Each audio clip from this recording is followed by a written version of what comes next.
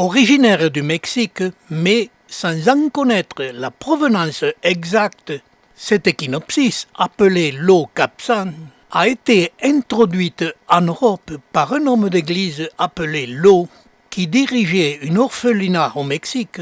Et cette espèce qui vient de ces cultures a la particularité de développer ses boutons de fleurs au sommet de la plante. Je l'ai dans ma collection depuis plus de 30 ans et j'apprécie toujours cette espèce par sa floraison très particulière. Elle développe par intermittence sa floraison du mois de mai jusqu'au mois d'octobre. Ces fleurs d'une douzaine de centimètres de diamètre, d'une blancheur immaculée.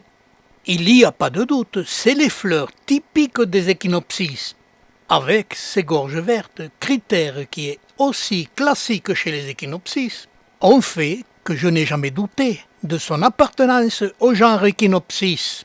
Mais quelques détails importants viennent troubler mes observations. Ce sont les sépales des fleurs qui, méthodiquement, quand les pétales se développent, les sépales se fanent et se dirigent vers le bas, en donnant aux fleurs de cette espèce une allure très particulière.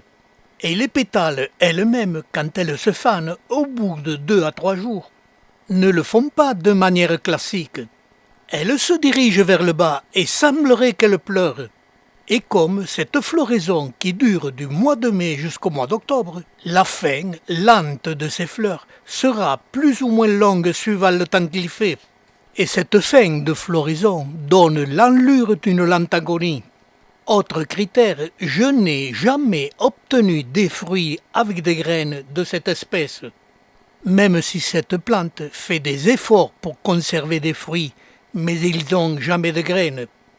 Autre particularité, au sommet de cette plante se développe un rejet, et celui-ci n'a pas d'aiguillon. Tous ces critères différents me font penser que cette plante issue de la culture de M. Lo est un hybride. Et voici quelques autres critères. Observez les aiguillons de ma plante. Ils sont très longs. Et observez cette photo qui provient de Madame Chassin près de Lyon. Les aiguillons sont en étoile et bien plus courts. Sa plante est très florifère et les fleurs se développent au sommet. Et voici une photo fournie par Jean-Louis Camang dans l'Aude qui porte le nom d'Echinopsis Lo mais 95 et non 400. La floraison est elle aussi superbe, mais elle se développe à la base de la plante. Et M. Lo l'a appelé Echinopsis Lo 95.